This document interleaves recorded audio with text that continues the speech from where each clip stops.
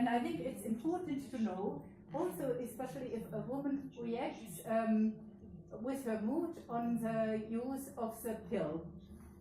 Smoking, of course, and weight is also very important, and of course eating disorders. They wouldn't mention that by themselves. If they have bulimia, you really have to ask. Now, we also want to use the benefits and the whole spectrum of the pill. So, knowing the cycle, the duration of the cycle, the interval, the intensity of bleeding, symptoms associated with the cycle, and the date of the last menstruation might help you to choose a special combined preparation, or think about a vagina ring or a patch. Knowing whether she already has delivered or had abortions, or whether she is breastfeeding, will also have an impact on your counseling. Of course, you should have a complete history about previous cancer. And if the woman, for example, has had 1 or 2 laparoscopies associated with the development of ovarian cysts, you would not use a 15 or 20 microgram pill. You even might decide against a levonorgestrel releasing device, because they also can induce other cysts, and if the woman still wants more children, you don't want her to have laparoscopy associated with cysts again. I think it's also good to ask about previous methods, because if they are tolerated and you don't find a contraindication, just continue, because the woman will be very motivated. And what we also ask is whether there is an ever use of emergency contraception, because that might tell us something about the women's habits, and even if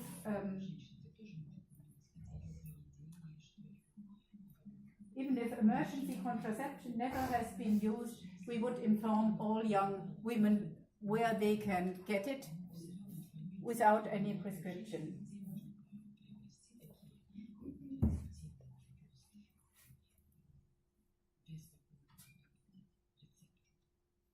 Knowing the reproductive health goals is also important. The duration of relationship. You would think about STI protection, or that she has a new infection if she has a new partner. Plans for her motherhood. Today, young women start sexual intercourse much earlier than 50 years ago, but they still might have other plans in their life. They want to learn their profession, perhaps they want to make a career. So find out whether she needs long-term contraception.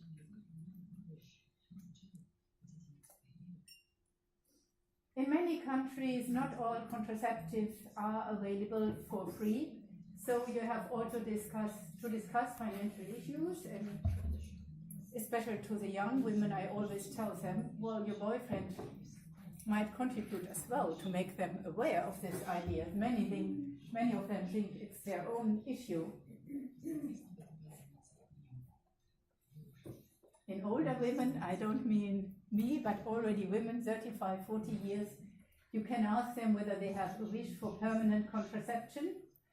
And I always inform them also about the options of the husband.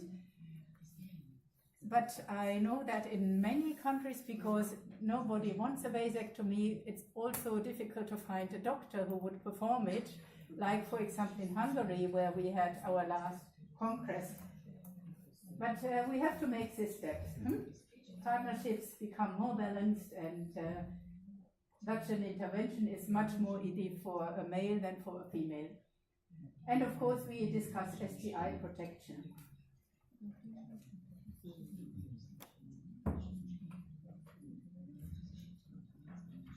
Now, how do you have to screen for the individual cardiovascular risk?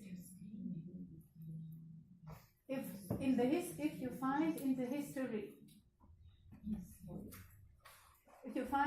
history a venous thromboembolism, a myocardial infarction or a stroke, that is a very clear category 4 for combined hormonal contraceptive use. In which countries, or would you raise your hand, in which countries is a thrombophilia screening done if one of the family members first degree has had a VTE? Not screening, but just special investigation by the wish of the patient in our country. We have some investigation. So if you raise hand, I get a better overview. Yeah. В нашей стране, слышно? В нашей стране не проводится скрининга на тромбофилию, но у нас есть эта возможность делать разные центры по запросам пациентов, то есть за их деньги. The question is, if there is we talk later about the family history. I continue now. So if there is a known thrombophilia in this patient, of course you are not allowed to prescribe the pill. Migraine with aura is a WHO category 4, but I do not completely agree to that. And for this you also have to know exactly what an aura is. I have a special research unit for migraines, and I'm in close contact with the International Headache Associations. And if you look at these international definitions of migraine and migraine with aura, you find that if a woman ever had one aura in her life, and that might have been 10 years ago, she is the category migraine with aura. And I have women with 20 or 25 migraines per month, and then I have those with 2 migraines per year. And I think here you really have to distinguish.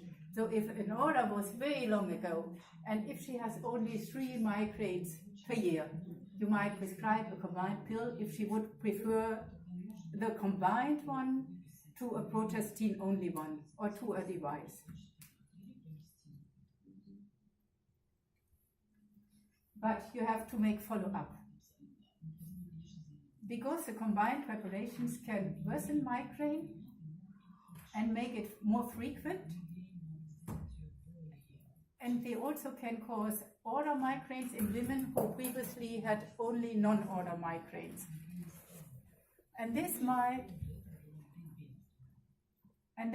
expose the women to a higher risk of stroke.